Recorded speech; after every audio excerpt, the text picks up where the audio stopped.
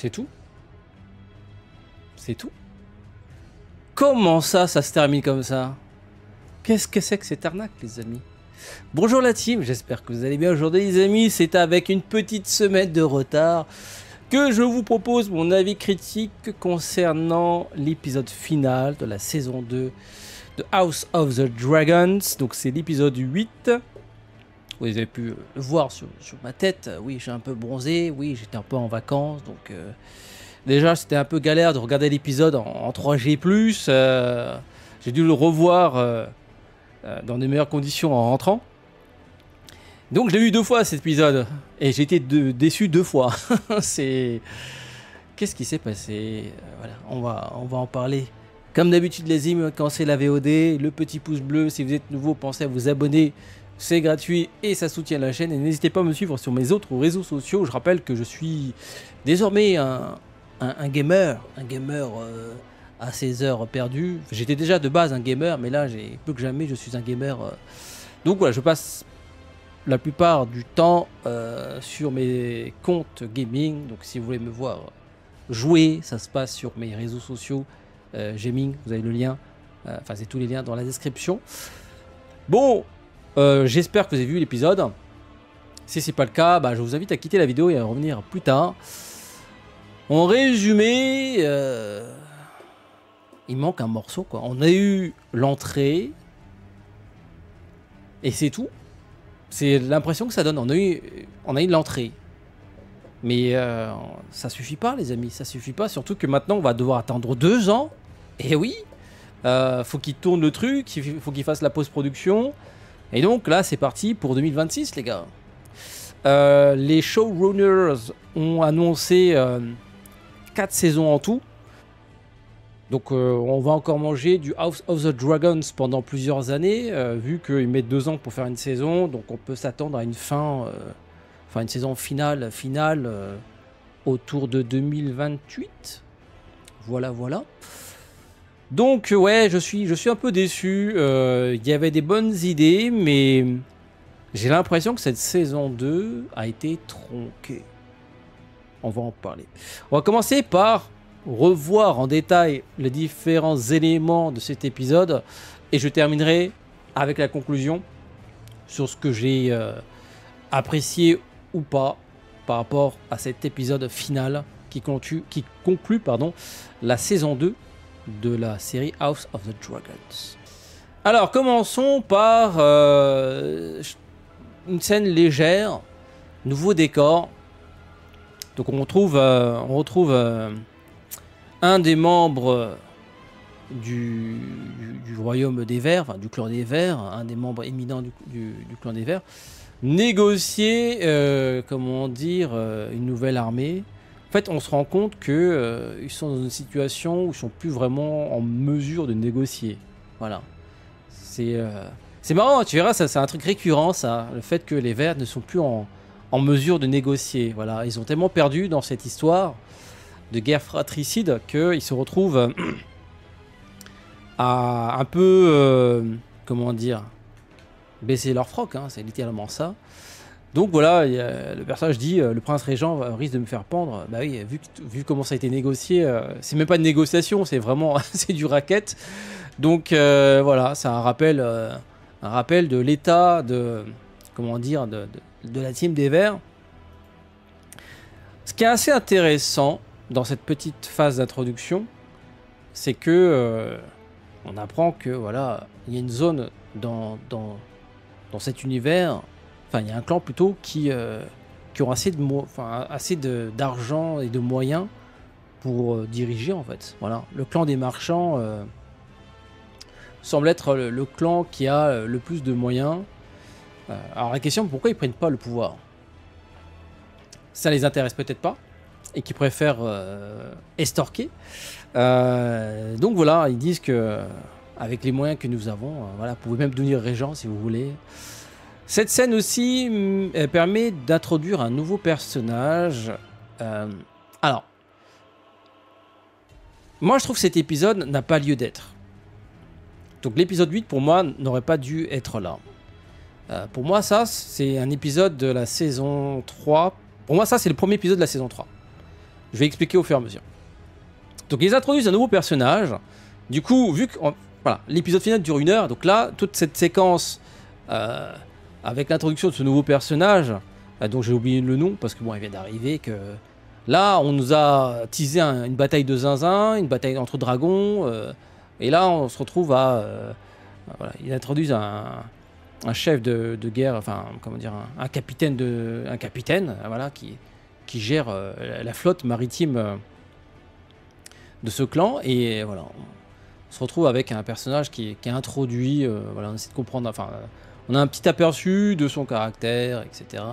Mais je trouve que ça n'a pas lieu d'être ici, voilà. C'est intéressant, hein, mais voilà, pour une saison finale, c'était pas forcément une bonne idée. Pendant ce temps, alors c'est pas Egon, c'est... Comment il s'appelle? J'en ai marre, je vous jure. Pourquoi il s'appelle pas Patrick, Robert? Voilà, ils s'appellent tous Egon, Aemon, Daemon. Ça rend fou, quoi. Ça rend fou. Attendez, faut que je retrouve mes notes. Aemon, voilà. Aemon qui perd de son aura. Hein. En fait, au final, on se rend compte que c'est un personnage un peu simplé, quoi, un peu basique, un peu nul. En fait, jusqu'à présent, il se sentait puissant parce qu'il est la plus grosse. Je parle du dragon. Hein. Il avait le plus gros dragon. Et dans l'épisode précédent, quelqu'un lui a montré, bah, t'en as peut-être une grosse, moi j'en ai 3. Hein, j'en ai 3 des grosses. Donc 3 gros dragons versus un gros dragon. Enfin, 3 dragons versus un dragon. Donc voilà, forcément, voilà.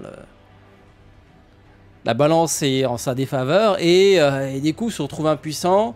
Et que font les impuissants? Bah, ils se vengent sur plus faible que soi. C'est ce qu'il fait. Et du coup, cet épisode montre à quel point c'est un faible, en fait. C'est un faible. Tu lui retires son dragon, il n'y a plus personne, en fait. Voilà.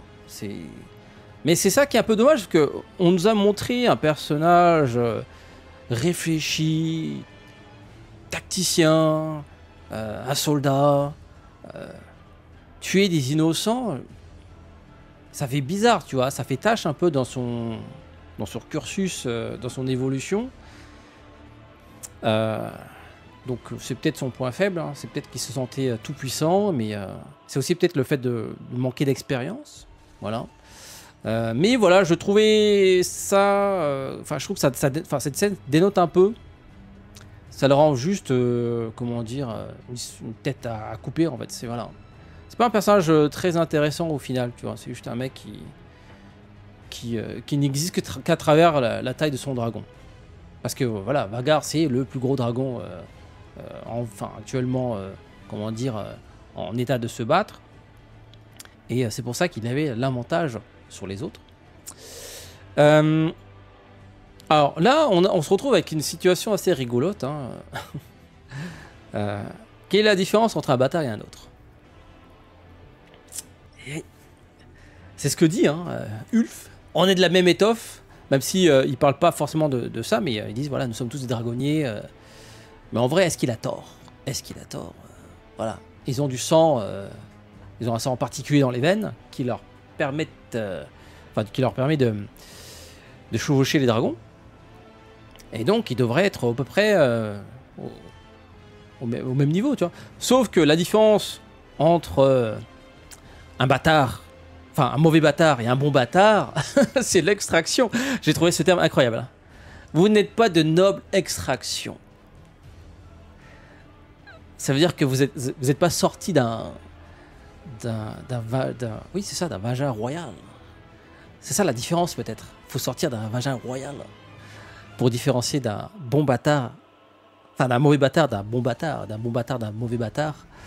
Voilà. Donc petite réunion de famille très particulière. Voilà. C'est voilà. Je sais pas ce que vous en pensez, mais l'extraction royale est importante. Voilà. Bon, alors, pendant ce temps, on conclut l'arc de Daemon. Lui, ça fait 6-7 épisodes qu'il est sous champignon, il voit des morts partout. On a l'impression de voir un épisode, enfin, on a l'impression de voir le film de Nat Shyamalan, oui, c'est ça. Je vois des morts partout, bah, c'est ce qu'il fait. Hein. En gros, on a compris qu'il est mort, en fait. Hein. Il est mort, il voit des morts, il va mourir, donc oui. on est dans la thématique du décès avec lui. Mais il y a un petit truc qui a changé. Il y a un des, je sais plus comment ça s'appelle, un des sbires de Rhaenyra qui tente une petite fourberie par derrière. Alors, tu vois, ça aurait pu être intéressant, ça aurait pu être un épisode entier. Mais ça a été balayé à l'intérieur même de l'épisode. Et je trouve ça tellement dommage.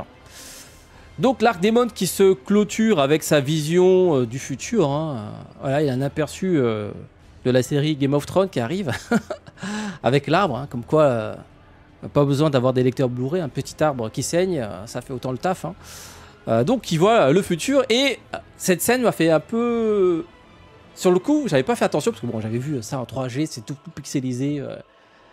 Et je me dis, mais en revoyant l'épisode en bonne condition, en définition, sur mon écran HD, je me dis, tiens, il ressemble quand même fortement à Daemon. Non? Est-ce qu'il s'est pas vu lui-même en fait?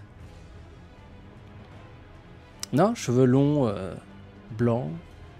Est-ce qu'il n'y a pas des Targaryens parmi les White Walkers?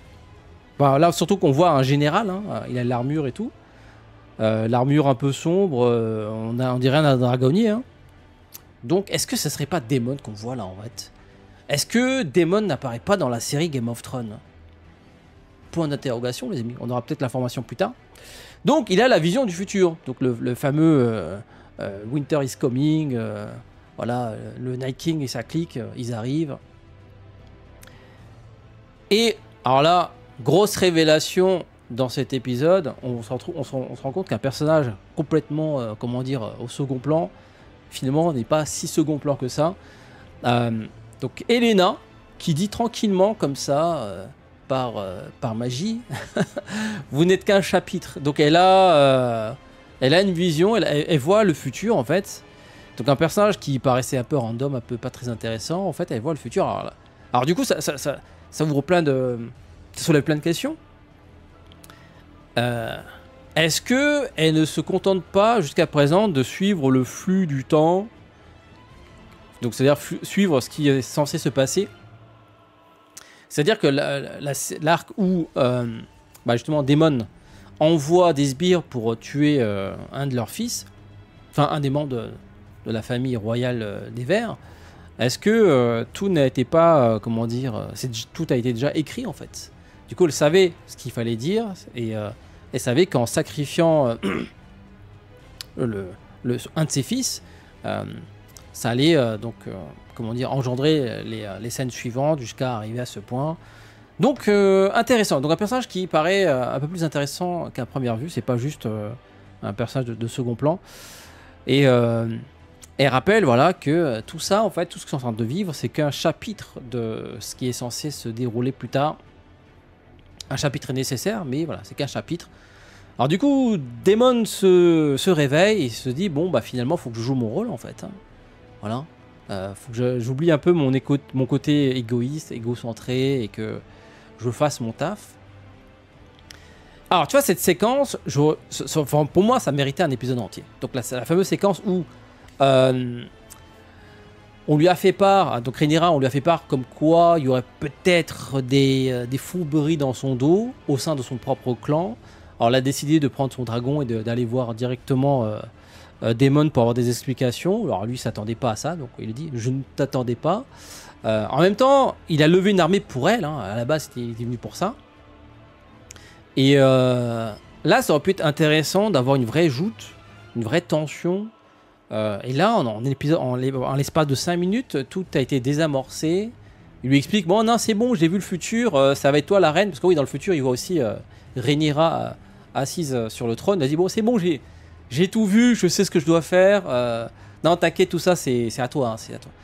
Donc, ça a été balayé. Parce que là, on sentait une petite tension, tu vois. Il y a Rhaenyra, elle reçoit un petit message. Oui, alors, ce qui paraît, sa fourberie dans ton dos, elle fait que nenni, qu'on appelle mon taxi dragon et j'arrive, tu vois. Ça aurait pu être intéressant d'avoir une petite joute, des conflits, devoir se battre contre son ex-mari ou mari, je sais plus. Non, ça a été balayé en 5 minutes. Voilà. Je sais pas, j'ai l'impression que ça a été tronqué, ça a été... Parce que voilà, une petite tension désamorcée en l'espace de 5 minutes. J'ai trouvé ça un peu facile, un peu nul en vrai. Alors ça par contre, ça devient assez intéressant. Sir Cole, il a fini par ouvrir les yeux. Est-ce que les hommes ne sont-ils pas tous corrompus? Voilà, il se rend compte que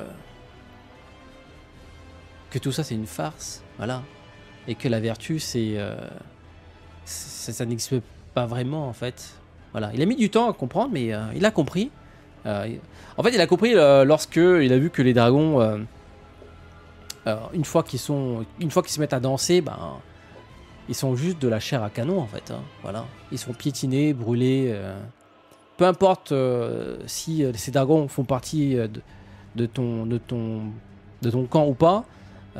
Voilà, lors de la bataille entre les dragons, les êtres humains ils se font piétiner. Tyramie, bref, voilà. Ils se rendent compte que tout ce qu'ils font là, ça ne sert à rien. Et c'est intéressant. Donc le personnage, en fait, c'est le personnage qui est le plus évolué. Hein. À la base, il nous a présenté comme un White Knight, un chevalier droit, vertueux.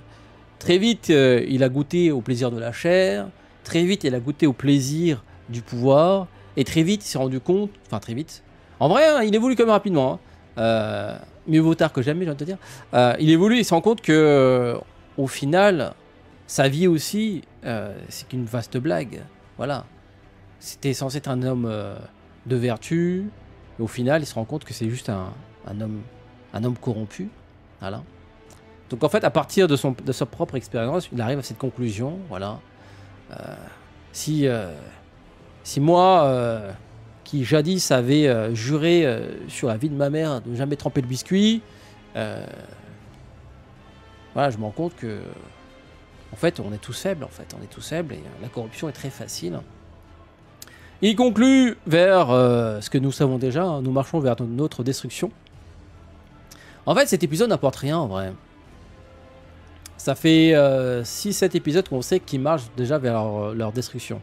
Après, mieux vaut tard que jamais, voilà, qu'ils se rendent compte que c'est la fin. Alors, nous enchaînons avec une autre scène familiale. Hein. Il y a beaucoup de... Cet épisode est très centré, enfin pas centré, mais il y a pas mal de... Comment dire il y a pas mal de conflits au sein des familles. Là, encore une fois, on a un bâtard qui confronte son père biologique, qui, voilà, au fur et à mesure que les épisodes sont diffusés, il perd des enfants, tu vois. Comment il s'appelle Sea Snake, là, le roi des mers, enfin le serpent des mers. Il se rend compte que il a de moins en moins d'enfants et que au final peut-être qu'il va devoir comment dire, se rappeler des bâtards qu'il a laissés pour mort, hein, droite à gauche, et tout d'un coup les bâtards se laissent pas faire, tu nous as abandonné, maintenant tu reviens parce que il te manque des fils, c'est un peu facile, tu vois. Donc scène assez intéressante, assez touchante. Donc voilà, encore une fois on revient sur ce thème de l'extraction comment dire, de l'extraction royale, voilà, qui fait de toi un prince ou pas. Si voilà, si tu viens pas d'une extraction royale, bah tu es un bâtard qu'on oublie, voilà, qu'on oublie et qu'on revient, enfin qu'on se rappelle lorsque on n'a plus le choix en fait. Alors, on enchaîne vers cette scène où Rhaenyra se pose toujours la question, mais est-ce que j'y vais ou j'y vais pas? En fait, elle a tout pour imposer la paix avec la force, sauf que elle veut pas le faire parce qu'évidemment, elle sait qu'il y aura un prix. Et voilà, elle pose la question, qui en paiera le prix? Et oui, c'est ça quand on utilise des armes de destruction massive, à un moment donné, imposer la paix, mais de cette manière, ça a un prix. Et on voit en fait la différence entre un chef de guerre homme et un chef de guerre femme. C'est un des points forts de cette série. On voit comment est gérée une guerre de point de vue des femmes qui donnent la vie.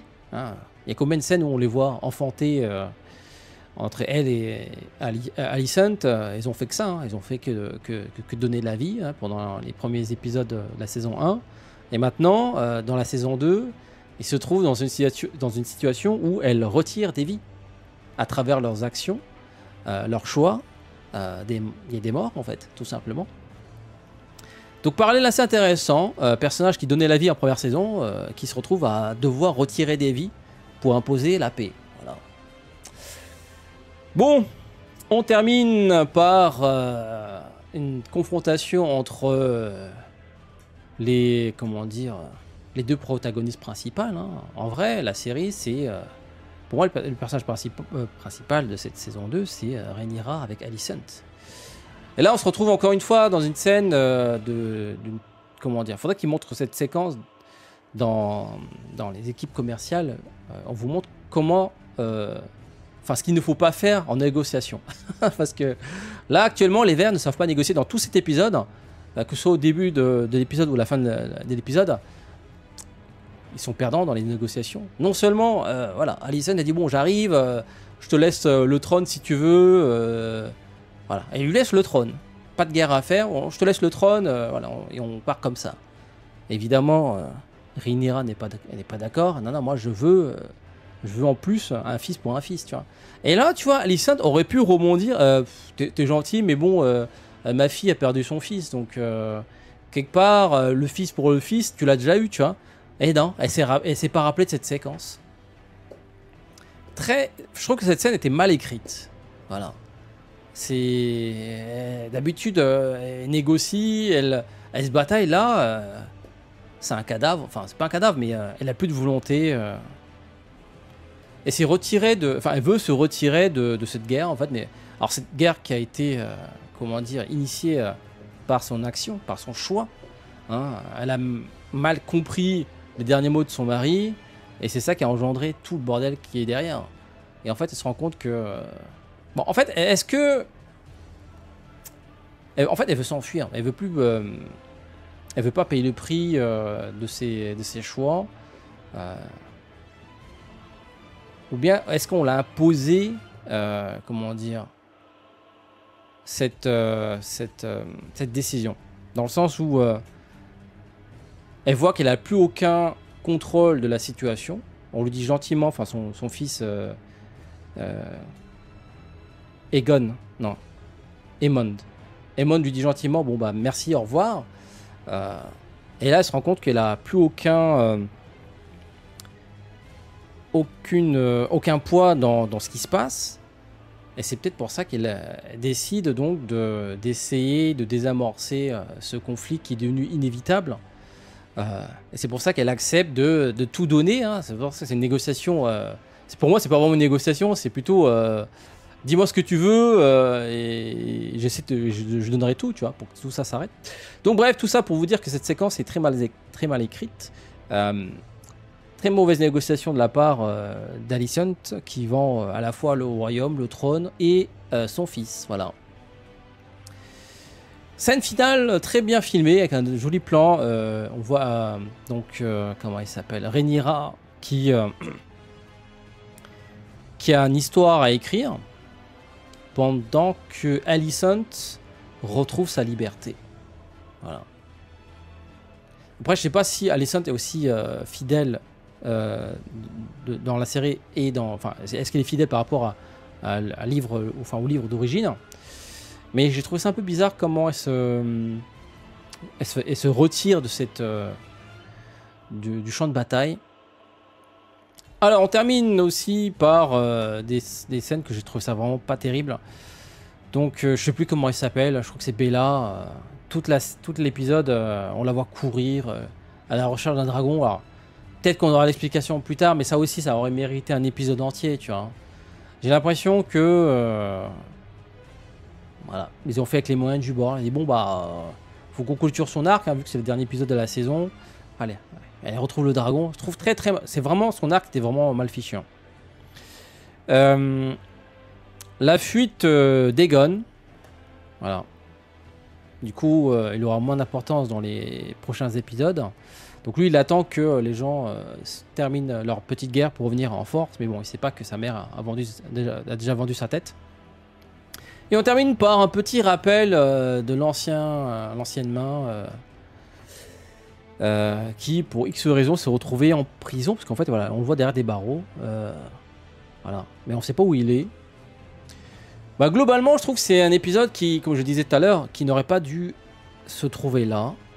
En vrai, pour moi, la saison aurait dû se terminer avec l'épisode 7, avec, comment dire, avec Rhaenyra qui révèle ses qui révèle ses nouveaux dragons face à Aemond, qui se rend compte que il a plus l'avantage. Et là, en fait, ça aurait pu être une belle conclusion, parce que la première saison, c'est... Ils vont... Enfin, si je devais résumer la première saison, c'est... ils vont devoir faire la guerre. La guerre était inévitable. La saison 2 aurait pu se terminer par... Ils ont peut-être réussi à arrêter la guerre. Voilà. Elle a essayé de le dissuader en montrant ses cartes. Elle a dit, voilà, maintenant, moi, j'ai deux autres dragons. Enfin, deux autres dragonniers avec leurs dragons. Donc, techniquement, j'ai une meilleure main. Donc, techniquement, t'as pas besoin de faire... Enfin, t'as aucune chance. Donc, abandonne, tu vois. Ça aurait pu se terminer ainsi. Sauf que non, la saison 2 se termine par on va faire la guerre. Première saison, on va faire la guerre. Conclusion de la première saison, on va faire la guerre. Conclusion de la seconde saison, on va faire la guerre. Mais on y va, tu vois. Mais on n'avance pas, en fait. Je trouve que c'est mal foutu.